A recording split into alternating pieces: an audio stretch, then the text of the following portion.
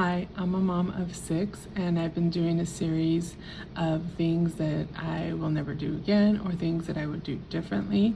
One of the things that I wish I would have known sooner and would have probably saved me a lot of frustration and stress and all the things. I heard about training your kids when you go to the store. Basically, you pick a day that you really don't need to buy anything, and you go to the store, you train your kids on how to act. So it's easy then if you're saying, all right, we're leaving. And you can just leave and you don't feel frustrated, you don't feel stressed because you didn't get what you needed to get.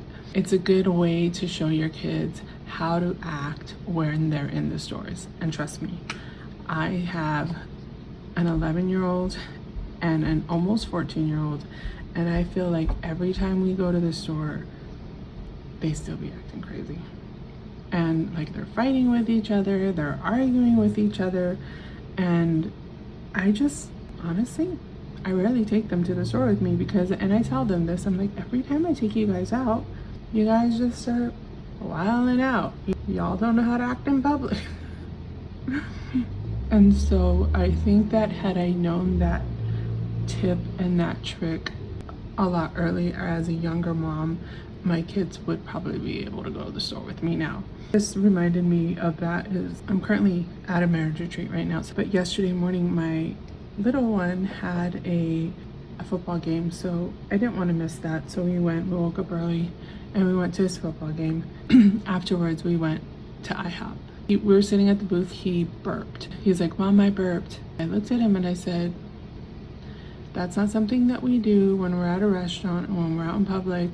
And if you happen to burp, you say, excuse me. Also, if you have to burp, you cover your mouth and you burp and you try and burp as quietly as you can. And he kind of like sunk down in his seat. And I'm like, sit up, what are you doing? And he was like, Mom, you embarrass me. I was like, nobody's listening to us. Like, nobody's paying attention to us. Nobody heard us. So, and I wasn't like all loud about it. I was just talking to him, like trying to teach him, proper manners. I'm learning in that moment that like, okay, when I have to correct him about something that he did, to lower my voice much lower so that he knows that like I'm not saying this out loud. I wish I would have known that as a young mom.